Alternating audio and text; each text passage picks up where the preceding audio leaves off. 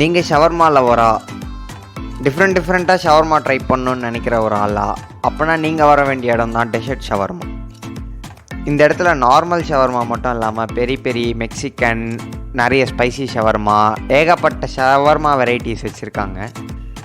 இருந்தாலும் நம்மக்கிட்ட இருக்க காசுக்கு நம்மளால் வாங்க முடிஞ்சது ரெகுலர் ஷவர்மா தான்.